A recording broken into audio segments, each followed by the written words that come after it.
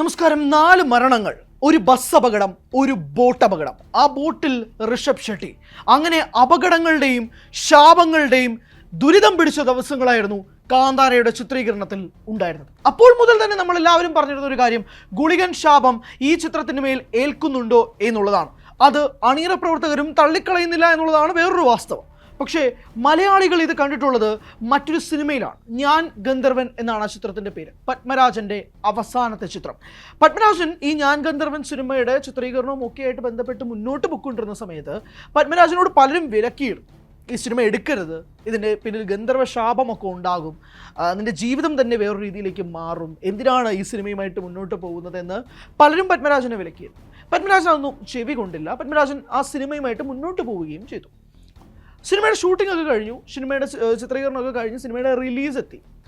Release സമയത്താണ് പത്മരാജൻ്റെ മരണം സംഭവിക്കുന്നത്. പത്മരാജൻ ഈ തിയേറ്റർ വിസിറ്റൊക്കെ ആയിട്ട് ബന്ധപ്പെട്ട് അതിന് വേണ്ടിയിട്ട് ഹോട്ടലൊക്കെ എടുത്ത് കിടക്കുന്ന സമയത്ത് രാവിലെ പത്മരാജൻ മരണപ്പെടുകയാണ്. പക്ഷെ അതിലെ നായകന് മുംബൈയിൽ വെച്ച് ഒരു അപകടം സംഭവിക്കുകയും ചെയ്യും. അങ്ങനെ ഞാൻ ഗന്ധർവൻ സിനിമയുമായി ബന്ധപ്പെട്ട് ഇതുപോലെ ഗന്ധർവ ശാപമൊക്കെ ഉണ്ടെന്നൊക്കെ അന്ന് മുതൽ തന്നെ കേട്ടിരുന്നത് മലയാളികൾക്ക് അറിയാം.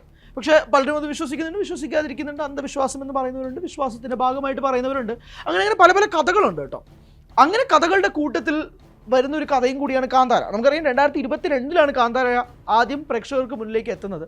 അപ്പോൾ പോലും കാന്താരയുടെ ശാപം അല്ലെങ്കിൽ ഗുളികൻ ശാപം എന്നൊക്കെ പറയാൻ കഴിയുന്ന രീതിയിലേക്ക് ആ സിനിമയുടെ അവസാന ഭാഗത്തിൽ ഋഷഭ് ഷെട്ടിയുടെ ഉള്ളിൽ ഗുളികൻ കയറുന്നു. ഋഷഭ് ഷെട്ടിയുടെ പ്രകടനം അതിഗംഭീരമായി മാറുന്നു, പ്രേക്ഷകർ കൈയടിക്കുന്നു, തിയേറ്ററിൽ നിന്ന് ഇറങ്ങി പോകുന്നു.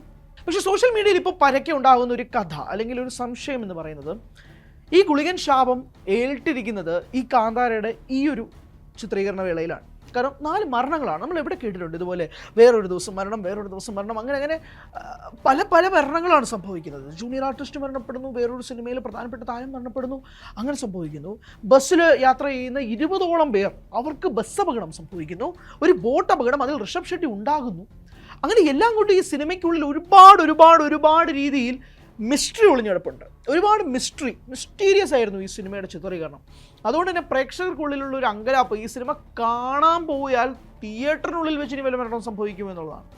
അതാണ് സോഷ്യൽ മീഡിയയിൽ ഇപ്പോൾ പരക്കെ ഉണ്ടാകുന്ന ഒരു കാര്യം. ഈ സിനിമ കാണാൻ തിയേറ്ററിലേക്ക് പോയി കഴിഞ്ഞാൽ ഇങ്ങനൊരു ശാപമേറ്റ് തിയേറ്ററിൽ വെച്ചൊരു മരണം സംഭവിക്കുമോ എന്നുള്ളൊരു ചോദ്യം പലപ്പോഴായിട്ട് ഉയരുന്നുണ്ട്. എന്തായാലും ഇതൊക്കെ ഒരു മാർക്കറ്റിംഗ് തന്ത്രമാണ് എന്ന് വിശ്വസിക്കുന്ന കുറേ പേരുണ്ട്. പക്ഷേ മരണം എന്തായാലും മാർക്കറ്റിംഗ് അല്ലല്ലോ. മരണം സംഭവിച്ചതാണ്. അപകടങ്ങൾ ചുമ്മാ മാർക്കറ്റിങ്ങിന് വേണ്ടിയിട്ടും ചുമ്മാ ന്യൂസ് വാല്യൂവിന് വേണ്ടിയിട്ടും പ്രേക്ഷകർക്കിടയിൽ ഒരു ഹൈപ്പ് സൃഷ്ടിക്കാൻ വേണ്ടി മാത്രവുമായിട്ടാണ് അപകടങ്ങൾ എന്ന് വാദിക്കുന്ന ഒരു ഭാഗം പേരുണ്ട്. മറുഭാഗത്ത് സിനിമയുടെ അണിയറ പ്രവർത്തകർ തന്നെ തുറന്നു പറയുന്നു, ഇങ്ങനൊരു അപകടങ്ങൾ സംഭവിച്ചിട്ടുണ്ട്, മരണത്തെ മുഖാമുഖം കണ്ടു എന്നതുപോലും പറഞ്ഞു. പ്രത്യേകിച്ച് ഈ കാട്ടിലൂടെ പോകുന്ന വഴിക്കൊക്കെ കുറേ അട്ടകളുണ്ട്, പ്രത്യേകിച്ച് കാട് ഏരിയയാണ്, അപ്പോൾ പല പല ജീവികളുണ്ട്. ഇതൊക്കെ പാസ് ചെയ്ത് പോകണം. പല അട്ടകളും പലരെയും കടിക്കുകയും ചെയ്തു, ചിലത് വിഷമുള്ളതായിരുന്നു എന്നൊക്കെ പറയുന്നുണ്ട്. അണിയർ പ്രവർത്തകർ ഉൾപ്പെടെ ഋഷഭ് ഷെട്ടി ഉൾപ്പെടെയുള്ളവർ വന്ന് പറയുന്നുണ്ട്. ഇതെല്ലാം ഈ സിനിമ എങ്ങനെ ബാധിക്കും എന്നുള്ളൊരു വലിയ ചോദ്യം നിൽക്കുകയാണ്. അങ്ങനെ നമ്മളൊരു ഹൈപ്പിൻ്റെ കൊടുമുടിയിലാണല്ലോ കാന്താര കൊണ്ടെത്തിക്കുന്നത്. കേരളത്തിൽ ഉൾപ്പെടെ വലിയ ഹൈപ്പാണ്, വലിയ റിലീസാണ് സിനിമയ്ക്ക്. അപ്പോൾ ഇനി തിയേറ്ററിൽ വെച്ച് ഇനി പ്രേക്ഷകനും കൂടി എന്തെങ്കിലും, കാരണം അണിയർ പ്രവർത്തകർക്ക് സംഭവിക്കുന്നു, നായകന് സംഭവിക്കുന്നു, സംവിധായകൻ സംഭവിക്കുന്നു, അങ്ങനെ എല്ലാ രീതിയിലും അപകടങ്ങൾ സംഭവിക്കുമ്പോൾ പ്രേക്ഷകൻ ഈ സിനിമ കണ്ടിട്ട് ഇനി എന്തെങ്കിലും ഉണ്ടാവുമോ എന്നൊരു രീതിയിലൊക്കെ സംസാരങ്ങളൊക്കെ നടക്കുന്നുണ്ട്. എന്തായാലും ഇന്നത്തെ കാലത്ത് 2025 വരുമ്പോഴേക്കും അതൊക്കെ നമുക്കൊരു അന്ധവിശ്വാസമായിട്ടൊക്കെ രീതിയിൽ തള്ളിക്കളയാമെങ്കിൽ പോലും ഈ സിനിമ നാളെ റിലീസാകാൻ വേണ്ടി ഇരിക്കുമ്പോഴേക്കും ഒരുപാട് പ്രതീക്ഷകൾ നിൽക്കുകയാണ്. എന്തായിരിക്കും ഈ സിനിമയുടെ ഭാവി? എങ്ങനെയായിരിക്കാം ഈ സിനിമ എത്തിപ്പെടുക? ബോക്സ് ഓഫീസിൽ ഗുളികൻ്റെ ശാപം ഉണ്ടാവുമോ, അതോ ഗുളികൻ അനുഗ്രഹിക്കുമോ തുടങ്ങിയ കാര്യങ്ങളൊക്കെ കാത്തിരുന്ന് കാണാം.